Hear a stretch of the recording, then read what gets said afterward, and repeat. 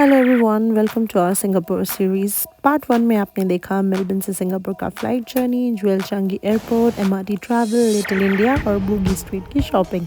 और Singapore part 2 vlog की शुरुआत होती है एक बहुत ही एक्साइटिंग जगह से। जी हाँ, मेरी फेवरेट यूनिवर्सल स्टूडियो सिंगापुर से। अंदर एंट्री करते ही सबसे पहले आइकॉनिक यूनिवर्सल ग्लोब के पास हमने फ़ोटोज़ और वीडियोज़ लिए। हमने अपने टिकट्स पहले ही ऑनलाइन बुक किए थे, जो काफ़ी कन्वीनियंट था। लेकिन अगर आप चाहें तो यूनिवर्सल स्टूडियोज़ पहुंचकर भी टिकट्स ले सकते हैं। एंट्री पे टिकट स्कैन करने के बाद सबसे पहले हमने देखा यूनिवर्सल स्टूडियोज़ का आइकॉनिक हॉलीवुड सेट, जहां सब कुछ एकदम फिल्मी वाइब्स दे रहा था। और थोड़ी ही देर में मिनियंस के मोस्ट लविंग कैरेक्टर्स केविन और स्टुअर्ट डांस करते हुए क्राउड को एंटरटेन करते हुए सामने आए, जो एकदम लाइवली और फन फिल्ड मोमेंट था। फिर हमने मिनियन स्टोर एक्सप्लोर किया, बस कैजुअली ब्राउज करने के लिए। वहाँ के क्वर्की मर्चेंडाइज देखना काफ़ी इंटरेस्टिंग रहा। उसके बाद हम गए पास्ता इन पेरविल राइड पे। ये एक सुपर फन फैमिली राइड थी, जिसमें आप एक क्वर्की एडवेंचर करते हो। लाइट, साउंड, इफेक्ट्स और कॉमेडी का कॉम्बिनेशन था। एकदम fun ride for all ages. फिर हम गए ट्रांसफॉर्मर्स द राइड 3D, जो साईफाई सिटी की सबसे थ्रिलिंग राइड है, जहां आप ऑटोबॉट्स और डिसेप्टिकॉन्स के वॉर का हिस्सा बनते हो। हाई टेक इफेक्ट्स और विजुअल्स का एक्साइटिंग और इमर्सिव एक्सपीरियंस है। फिर हम गए world's tallest dueling roller coaster पे, जो एक साईफाई क्लासिक सीरीज पर बेस्ड है। Red track is the human coaster, जो स्पीड और शार्प टर्न्स के लिए फेमस है। और ब्लू ट्रैक है साइलेंट कोस्टर, जो इन्वर्टेड लूप्स और कॉर्कस्क्रू के साथ एक इंटेंस एक्सपीरियंस देता है। Best experience ever. जितने भी रोलर कोस्टर राइड है, सभी के सभी अमेजिंग, माइंड ब्लोइंग। और फिर हम पहुंचे एंशिएंट इजिप्ट। ये जोन एक मेस्मराइजिंग एक्सपीरियंस देता है, जहां आप टावरिंग फरोआ स्टैचूज और पिरामिड्स के बीच एक एडवेंचर वर्ल्ड में चलते हो। यहाँ का इंडोर रोलर कोस्टर राइड भी काफ़ी थ्रिलिंग है। फिर हमने एक्सप्लोर किया जुरासिक पार्क रैपिड्स एडवेंचर, एक थ्रिलिंग वाटर राइड। यहाँ वेट होने के लिए रेडी रहना पड़ता है, लेकिन इसका फन भी डबल है। सिंगापुर में पूरे दिन में एक बार तो बारिश ज़रूर ही होती है, और जब बारिश शुरू हुई तो हमने ले ली एक लंच ब्रेक। और फिर जब बारिश रुकी तो हम बढ़ गए हमारे दूसरे एडवेंचर की तरफ। सीटिंग एरिया को सोक जोन और ड्राई जोन में डिवाइड किया गया है। अगर आपको वाटर स्प्लैशेस एंजॉय करना है तो सोक जोन में बैठिए, लेकिन अगर ड्राई रहना चाहते हैं तो ड्राई जोन को ही चूज़ करें। ये वाटर वर्ल्ड शो 1995 की cult classic movie Water World पर बेस्ड है, और आपको एक्शन, ड्रामा और थ्रिलिंग स्टंट्स का परफेक्ट कॉम्बिनेशन देखने को मिलता है। एक्टर्स जेट स्कीज और बोट्स का यूज़ करते हैं, और mid air flips, fire stunts और फाइट सीक्वेंसेस परफॉर्म करते हैं। ये फैमिली फ्रेंडली शो है, जो अडल्ट्स और किड्स दोनों को इक्वली एंटरटेन करता है। फिर हम पहुंचे फार फार अवे जोन। ये एक फेरी टेल दुनिया है, जहां श्रेक और डोंकी की एडवेंचर्स आपको एक मैजिकल फील देते हैं। वहाँ बारिश तो रुकने का नाम ही नहीं ले रही थी, तो इसलिए हमने यूनिवर्सल स्टूडियो के शॉप से पॉन्चर्स लिए और अपना एडवेंचर कंटिन्यू किया। सिंगापुर के अनप्रेडिक्टेबल वेदर के लिए पॉन्चर्स या अम्ब्रेलाज मस्ट हैव हैं।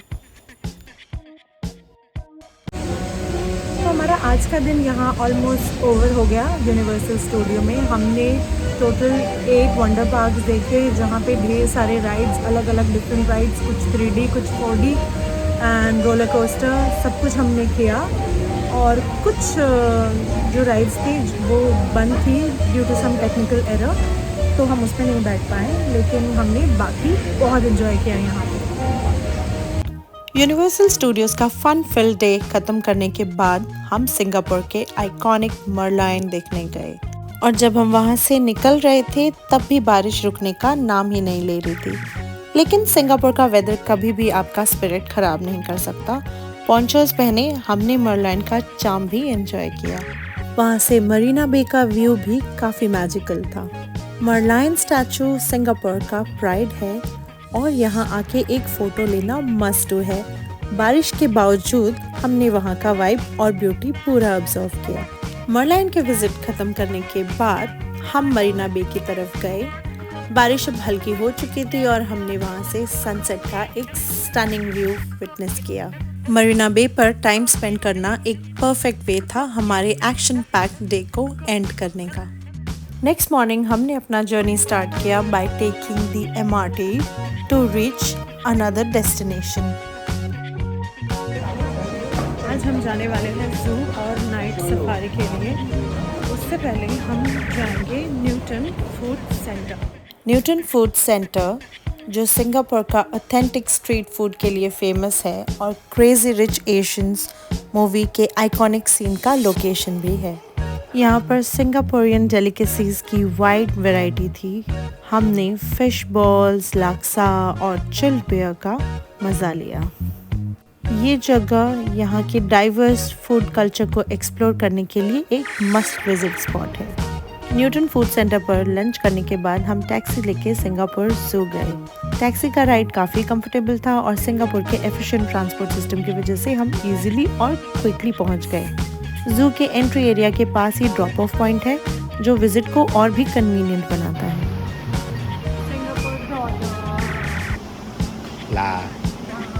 और मैंने थोड़ा सिंगापुरियन एक्सेंट अडॉप्ट करने की कोशिश की थी क्योंकि 2 दिन के स्टे के बाद उनका ये हर बात के पीछे ला टोन नेचुरली पिकअप होने लगता है।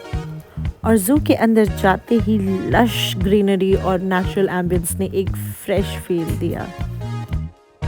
जू के अंदर वॉक करते हुए हमें हर तरह के एनिमल्स मिले। मैजेस्टिक टाइगर्स अपने सेरेन सराउंडिंग्स में रिलैक्स करते हुए, क्रोकोडाइल्स अपने लेजी पोज में, हिप्पोज पानी में एंजॉय करते हुए और ये वाइल्ड डॉग्स अपने पैक के साथ घूमते हुए। ये जगह सिर्फ एक जू नहीं बल्कि एक लर्निंग सेंटर भी है जहाँ हर एग्जिबिट वाइल्ड लाइफ कन्वर्सेशन और एजुकेशन पर फोकस करता है। हर कॉर्नर पर इंफॉर्मेटिव डिस्प्लेज और इंटरैक्टिव सेशंस थे जो बच्चों से लेकर अडल्ट्स तक सबके लिए एंगेजिंग थे। हमने यहाँ के नेचुरल लैंडस्केप्स और एनिमल्स के क्लोज एनकाउंटर्स का मजा लिया और एक छोटा सा ब्रेक लेके जू के कैफेज में रिफ्रेशमेंट्स भी एंजॉय किया। पूरा दिन काफ़ी रिजुविनेटिंग था और सिंगापुर जू ने एक मेमोरेबल एक्सपीरियंस दिया और हम एक्साइटेड थे हमारे नेक्स्ट एडवेंचर के लिए। जू के बाद हमने अपनी इवनिंग प्लान की थी एक one of a kind experience के लिए, सिंगापुर नाइट सफारी। ये वर्ल्ड का पहला नॉकटर्नल जू है जहां आप रात के टाइम एनिमल्स को उनकी नेचुरल एक्टिविटीज़ में देखते हो।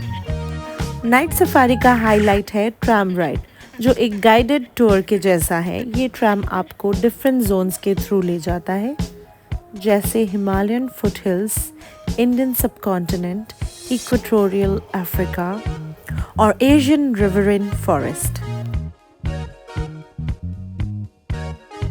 इसके बाद हमने creatures of the night show attend किया जो काफ़ी एंटरटेनिंग और इन्फॉर्मेटिव था।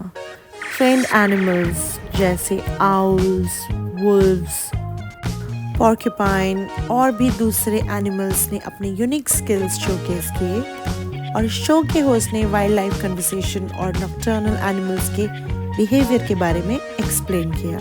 नाइट सफारी का पूरा setup, dim lighting, natural sounds और ओपन कॉन्सेप्ट हैबिटाट्स आपको एक नेचुरल फॉरेस्ट का फील देता है। ये सिर्फ एक जू विजिट नहीं बल्कि एक एडवेंचर है जो आपके वाइल्ड लाइफ के पर्सपेक्टिव को चेंज कर देता है। और फिर वक्त था सिंगापुर को बाय कहने का, लेकिन हमने कुछ लास्ट मिनट शॉपिंग ज़रूर की और फिर हम शॉपिंग के बाद निकल गए एयरपोर्ट के लिए पूरे इस ट्रिप के मोमेंट्स को याद करते हुए। लेकिन स्टोरी यहीं ख़त्म नहीं होती। अब मैं इंडिया जा रही हूँ और वहाँ जो कुछ किया वो अगली व्लॉग में शेयर करूँगी। तो दोस्तों ये व्लॉग पसंद आया हो तो लाइक करना ना भूलें, चैनल को सब्सक्राइब करें और अपने कमेंट्स ज़रूर शेयर करें। मिलते हैं अगले व्लॉग में, तब तक के लिए बाय।